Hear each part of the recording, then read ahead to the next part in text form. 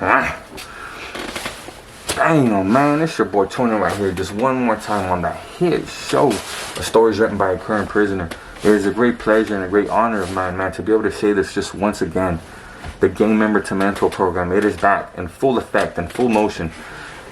If you yourself or you know someone who was on the fence, who was on the verge of making a life-altering decision, if your son is starting to dress a certain way, you see that he's starting to pick up a certain lingo, he has a bald head, and truly you're scared because perhaps one day he might not come home. Perhaps one day you're going to get that knock on the door and it's going to be a police officer informing you on some very unsettling news. That's everyday life. That happens every single day. So basically what this program is we put individuals who are like that, who basically are on the path of messing up their life. We put them in direct contact with someone who's already messed up their life. Someone who is a lifer, someone who has picked up a murder, a gang-related murder, someone who went inside and still politicked inside. They got involved with the fellas, they got involved with that whole structure, and only to come to a realization that it wasn't worth it. And basically, I would like to think that no one can get into these individuals better than these ex-gang members, man, because they know the lifestyle, they've been there, they're the real deal. So if you know someone who is like that, man, please give us a call, 562-576-3540. If you're hurting, if you're sad, if you just need someone to talk to, man, because you feel like you're alone and you're about to do something stupid, give us a call, man. It's an anonymous hotline. Everything is completely confidential. You can count, you can rely that everything that we communicate with, I won't go and report you. I'm not going to go tell somebody your business. Whatever conversation that you have with the inmate, I'm not even going to listen to it. That's 100% confidential. So you can count on that this hotline is 1000% confidential. With that being said, I told you guys it was time to take it up a few notches. As a matter of fact, I think it's time to take it up a few more levels higher. The 3,000 like challenge. If you guys, man, the people out there, I'm going to need you guys to participate in that 3,000 like challenge. If you guys can give me 3,000 likes in these next few videos with the homie Chucky right here, and a few of Zach, because he's about to come back too, then I think it's time for another surprise. I'm talking Nuestra Familia or Mexican Mafia. So I got it already in the cut. If you guys are giving my 3,000 likes, I got you guys. I got you guys, man. With that being said, sincerely, thank you guys, for taking the time to watch the show, man. Yeah, I really wouldn't be here if it wasn't for you guys. This is my passion, man, and I sincerely appreciate you guys. Can't emphasize that enough. Thank you, man. Let's go ahead and dive right into this one more time.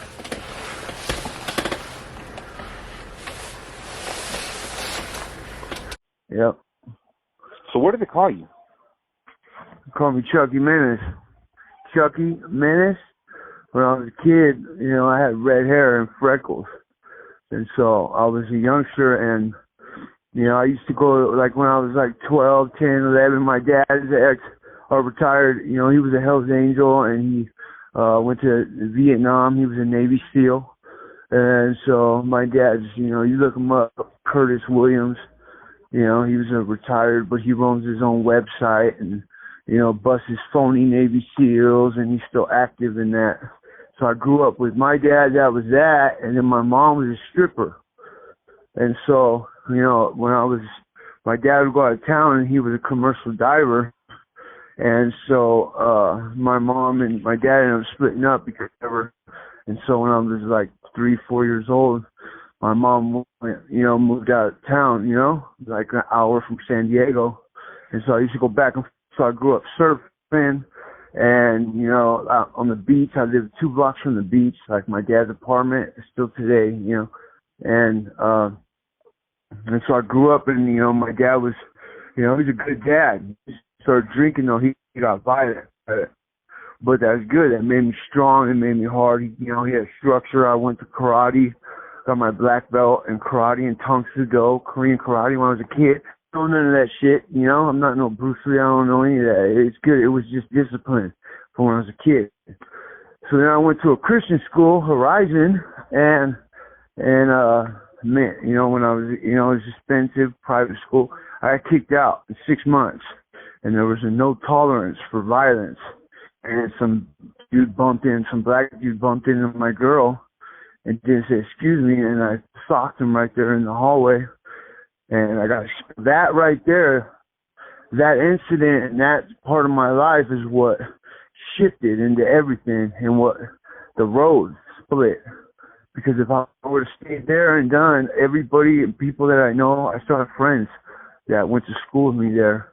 They're all, you know, like Sarah Romer, you know, she's a professional, she's the movie star in Hollywood. She was in the movie Hesperia, a dude from Transformers, you know, she was my friend at Horizons. And then my other friends, you know, they're real successful. But since that happened, they kicked me out. I went out to my mom's house, and I'm from San Diego, and she lived kind of out in the boondocks. But all the circle was, and I smoked weed, and, you know, my friends got high, and my mom lived right next to the border. And so the border right there, you know, it ended up, started taking her truck and running Mexicans, illegals, you know, when I was, 12, 13 years old. And something happened, and, you know, I can't talk about. Well, it ended up happening, and, you know, I was protecting my mom and, you know, my sister or whatever. And so at 13 years old, I ended up, like robbed my mom's old man, took all the guns in his thing, and robbed his house. Anyways, you know, went and robbed a store. I got caught for all that. Went to juvenile hall eventually in YA for all that, but did that and then went down hour down from my mom's down into town and went straight to the beach.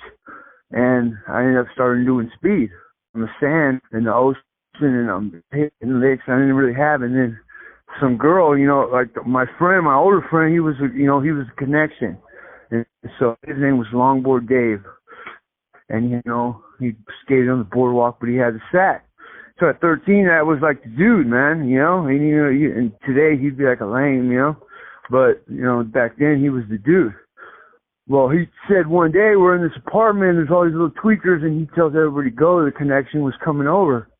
And so everybody left. I said, well, hey, man, can I kick it on the porch?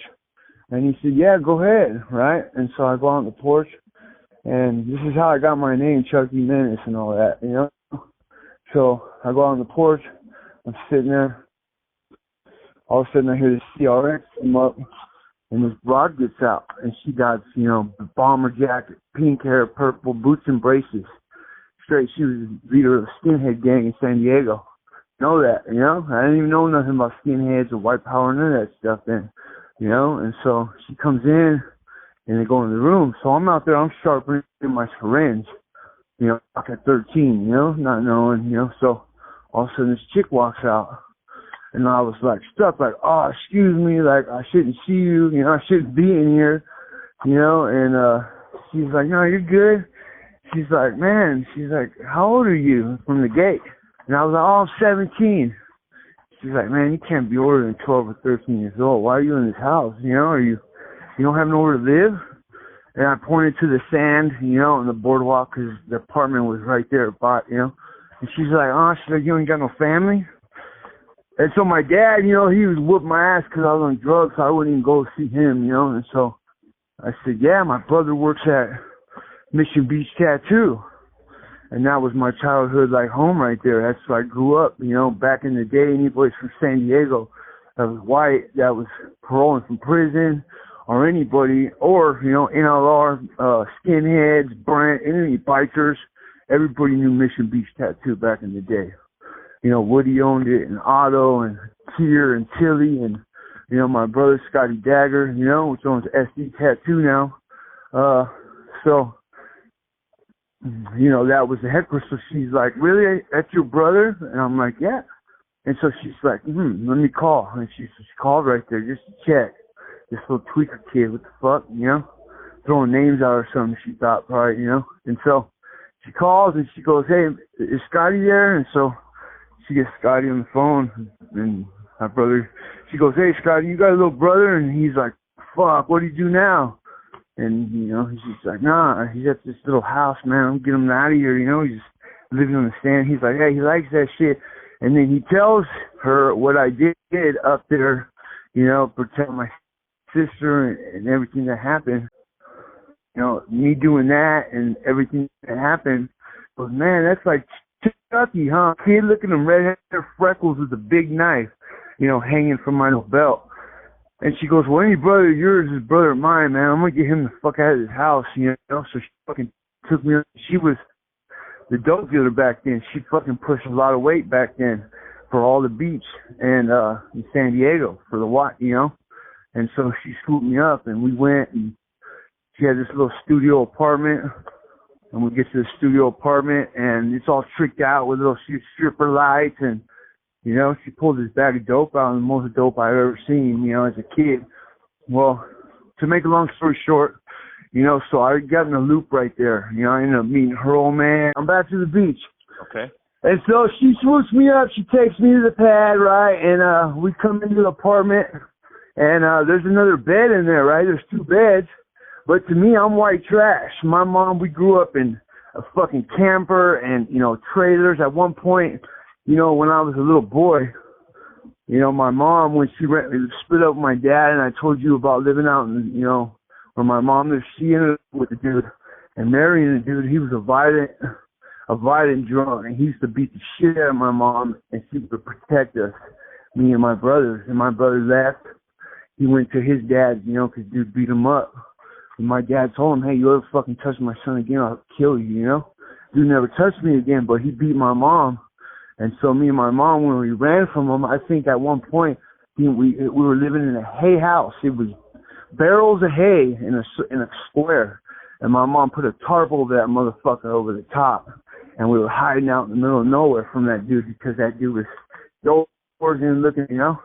But anyways, back to the story. So I grew up ghetto as fuck. So when this chick took me in at 13 years old, I was a dope house. She sold dope out there. But me not knowing, you know, I'm fucking white trash. So I was like, wow. And she took me out. She bought me clothes, everything. You know, she did, you know, everything. I mean, cosmetics, everything. Brand new needles. And she said she hated needles, but she knew that I was going to do it anyway. So she had some dude named Brian back then that he would come on his beach cruiser, because this is in La Jolla, San Diego, you know, right there on the ocean.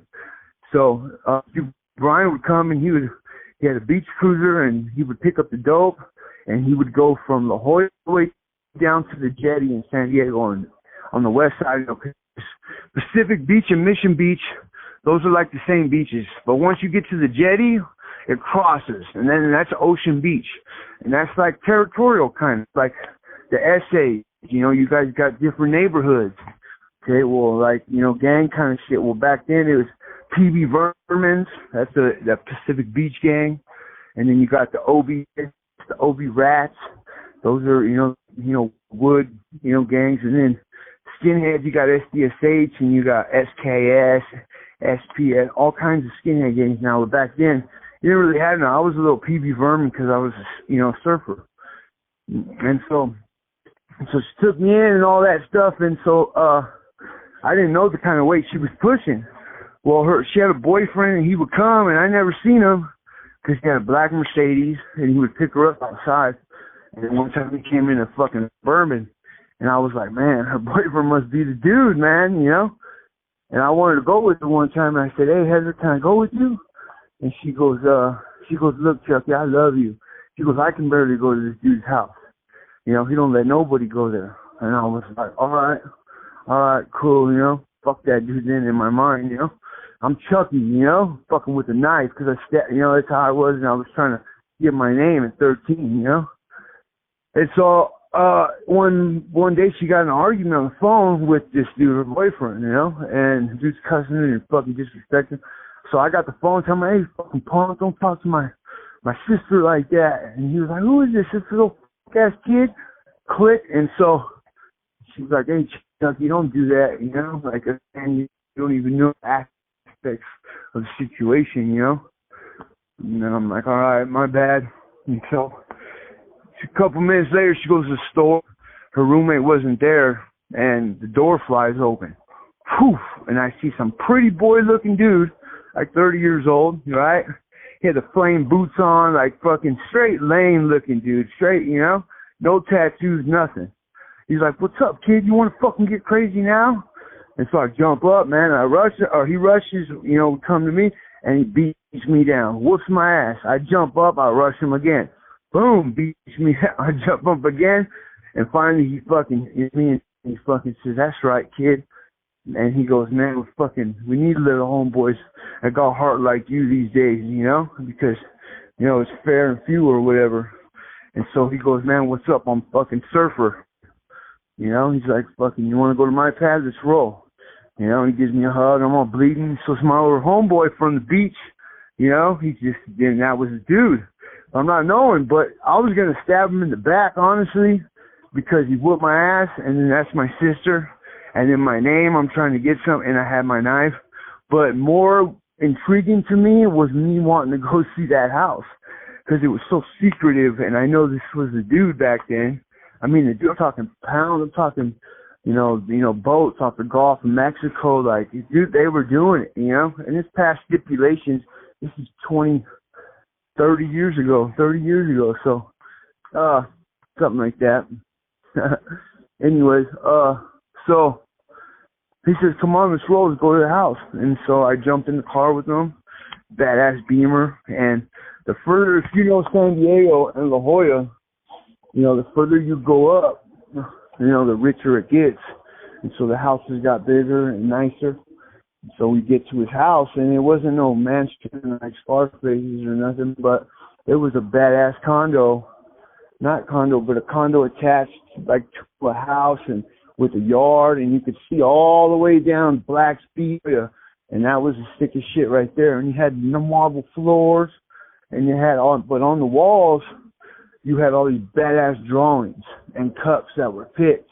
And it said New Folsom, Pelican Bay, you know, all these different prisons and pictures of him inside the cell, you know, cell phone, whatever. And I didn't spell. I'm like, damn. And as a kid, that intrigued me. I didn't want to go to college. I didn't want to go high, you know, I didn't want to, I want to go to fucking penitentiary, you know. That was my goal. That's what I wanted to do, you know, from a young age. Stupid and fucked up, but it was. Once I started, you know. Anyways, so I was like, man. So now I had more love and respect for this dude, because I didn't even think dude had ever been in prison. I thought he just was some fucking lame with the sack, you know. And so, but the best thing about it, and what really fucking made me look up to that dude, was he had a picture right there with him and Kelly Slater, and it was in Hawaii, and they were at Jaws or Pipeline, and he had just did a competition and beat Kelly Slater, and he was a professional surfer. That's why they call him Surfer. I don't want to put his whole name out there, you know, Aaron Rockwell or something. But yeah, I have a lot of respect and love for that dude. But he was strung out, and he ended up fucking doing a shot of cocaine or something. He flipped out and ended up hitting a cop or whatever. He went to prison a long time, and he's out now. And if he hears, I give him my respect and love, you know. But anyways, so he got busted, and I ended up running around in the mix, you know, skinheads, SDSH, Joe Hill, I love boy. Some I love in Pelican Bay right now, 20 years. But I love you, fool. Who I went up under, you know, under his wing right there, was Joe Hill, president of SDSH back then, and running around, and then I ended up getting busted and going back to prison, you know, for juvenile hall and YA. And so then I get out and I'm like 17. I have a kid, a baby with, you know, my oldest son Loki, you know, and my baby's mom Crystal. I have him at 17. And then 18, 19, I get married to Bridget, and my second son, Rowdy, I have him while I'm in prison, and then I get out, and then I got this notion, right, because one of the homeboys in prison, in Corcoran or wherever I was at, Calpat, to rob banks. That's the easiest shit you can do, right? There ain't nothing harder, you know, nothing easier. The money's so quick, you walk in, walk out. My homeboy said, "Hey, Chucky, man, you could go in there and tell that fucking teller to lift her shirt up and pin that fucking, do it. By law, they have to do it, no matter what." And so I fucking got it down, right? I got caught for all these banks, like I said, like I'm going into, because the wiretap, and I was talking over it. you know, so I'm not saying nothing that's going to get me in trouble. I wouldn't, you know, but I get out, I get the earpiece, I set it up so I make sure the banks that I go into, that if they hit the alarm, that I have the earpiece in my ear, and then I have the scanner on. So back then, I didn't even know, because I was young and I thought I knew, that banks, if they hit, when they hit that alarm, the silent alarm, scanners, they're not going to hear that, because a bank goes, it's a direct, it's a separate line than a scanner. You know, it will hear if you like a robbery or a regular call, you'll hear that. Back then, though, I was lucky, and I thought that so I'd go in there with the earpiece and the mic, and I would have my disguise, and I'd hit the tellers like 1, 2, or 3 on Friday. And I would do it at, right before, 5 o'clock. So just the bank that I went into, I'd go up to her and I would tell her like, hey, the money, no die packs, no tracing devices, and don't press the button until I'm off the premises. You got to do that by law. And this is being recorded, I would tell them.